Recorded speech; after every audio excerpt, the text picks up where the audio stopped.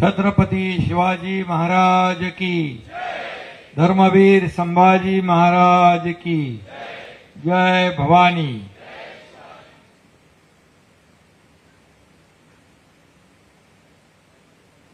आज वारकरी संप्रदायातील 350 पेक्षा अधिक गुरुकुलचे प्रमुख आणि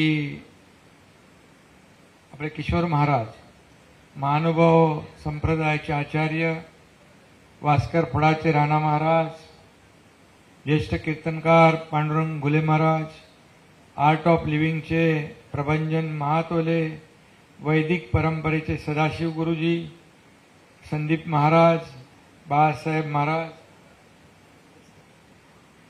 इतर सर्व हे सगळे कीर्तनकार, माझे लाडकरी, माझे जशा लाडक्या बहिणी म्हणतो तसे माझे लाडके वारकरी आणि लाडके कीर्तनकार, अक्षय महाराज पण आहे। खरं म्हणजे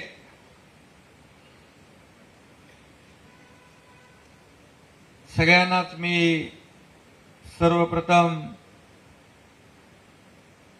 अंबे मातेचा उत्सव सुरू आहे, चैत्र नवरात्रोत्सवाच्या मनापासून शुभेच्छा देतो, सगळ्यांचं मनापासून अभिनंदन करतो। कारण आज कोपरीत आले वारकरी आणि आज आमची कोपरी झाली पंढरी, असं म्हटलं तर वावगं ठरणार नाही। आणि ज्याच्या मागं वारकरी तो यशाची शिखरं पार करी, त्यामुळे चिंता करायची काय बात नाही। आज आपण एवढ्या मोठ्या संख्येने इथं आलात आणि या नवरात्रोत्सव उत्सवाची, या अंबे मातेच्या कार्यक्रमाची शोभा वाढवली, त्याबद्दल मी मनापासून आपल्याला धन्यवाद देतो, आपले आभार मानतो। खरं म्हणजे मगाशी सांगितलं की एक एक कीर्तनकार 10,000 20,000 हजार लोकांना मार्गदर्शन करत असतात। आम्ही आता नुकत्याच झालेल्या विधानसभेच्या निवडणुकीमध्ये पाहिलं, आपला प्रभाव पाहिला, आपली ताकद पाहिली, वारकरी संप्रदायाची शक्ती पाहिली। आणि मी मुख्यमंत्री म्हणून पंढरपूरला गेलो नव्हतो, मी वारकरी म्हणून गेलो होतो। आणि मग आळंदी असो, देव असो, आणखी सासवड आहे, मुक्ताईनगर, सगळीकडे एक मला माहिती आहे, मला जाणीव आहे की राजकीय अधिष्ठानापेक्षा धार्मिक आणि आध्यात्मिक अधिष्ठान केव्हाही वर आहे, त्याची जागा राजकीय अधिष्ठानापेक्षा उंच आहे। आणि म्हणून आपण समाज प्रबोधनाचं काम करता, कीर्तनाच्या माध्यमातून, अखंड हरिनाम सप्ताहाच्या माध्यमातून। मला आठवतं धर्मवीर आनंद दिघे साहेबांचं नाव आपण घेतलं, दिघे साहेबांच्या सोबत आम्ही सप्त्याला जायचो। दिघे साहेब सांगायचे, या धकाधकीच्या आयुष्यामध्ये थोडा का होईना एक पांडुरंगाचं नामस्मरण करण्यासाठी सगळे लोक एकत्र येतात आणि कीर्तनकार आपला वेळ काढून अखंड हरिनाम सप्ताहाच्या माध्यमातून समाजाला दिशा देण्याचं काम करतात, समाजाला सन्मार्ग दाखवण्याचं, चांगली दिशा देण्याचं काम ही वारकरी मंडळी करत असतात। आणि म्हणून वारकरी संप्रदायाचं स्थान या महाराष्ट्रामध्ये खूप मोठं आहे। आणि म्हणून खऱ्या अर्थाने आपल्या महायुती सरकारने गेले 2.5 वर्ष जे काम केलं त्याचे साक्षीदार आपण आहात। धडाधड जी आर काढले, निर्णय घेतले फक्त निर्णय कागदावर नाही, त्याची अंमलबजावणी केली आणि त्याचे साक्षीदार पण तुम्ही आहात. मी त्याबाबत काय केलं ते सांगत नाही. आपल्या सगळ्यांना माहित आहे. मगाशी अक्षय महाराज आणि मगाशी आपल्या अगोदरचे मनमोहन महाराजांनी देखील सांगितलं. त्यामुळे मी केलेलं कधी सांगत नसतो. दिलेलं या हाताचं त्याला कळू देत नसतो. ही माझी पहिल्यापासूनची भूमिका आणि भावना. आणि म्हणून माझं कर्तव्य म्हणून मी काम केलं. आणि म्हणून आपण भरभरून आशीर्वाद दिले आणि पुन्हा एकदा महायुतीचं सरकार या राज्यात पुन्हा आलं. आणि सत्ता येते, सत्ता जाते, पुन्हा येते. पद येतात, पद जातात, पुन्हा पद येतात. परंतु खऱ्या अर्थाने बाळासाहेब सांगायचे, सगळं येतं जातं, पण नाव कधी जाता कामा नये. नाव गेलं की पुन्हा येत. आणि म्हणून पद वर खाली होत असतात, पण एकच मनाशी निश्चय आहे की या महाराष्ट्रातल्या जनतेची सेवा करणं. आणि म्हणूनच हा वारकरी संप्रदाय जो आहे, मग शेतकरी, कष्टकरी, वारकरी, धारकरी, लाडक्या बहिणी, लाडके भाऊ, सगळ्यांनी आशीर्वाद दिले. आणि पुन्हा एकदा या महाराष्ट्रात महायुतीचं सरकार आलं. आणि पुन्हा त्याच वेगाने तीच आमची टीम या ठिकाणी काम करते. आणि म्हणूनच मी सांगणार नाही की मी काय केलं. आणि पण यापुढे देखील जे जे काय करायचं आहे ते करत राहणार.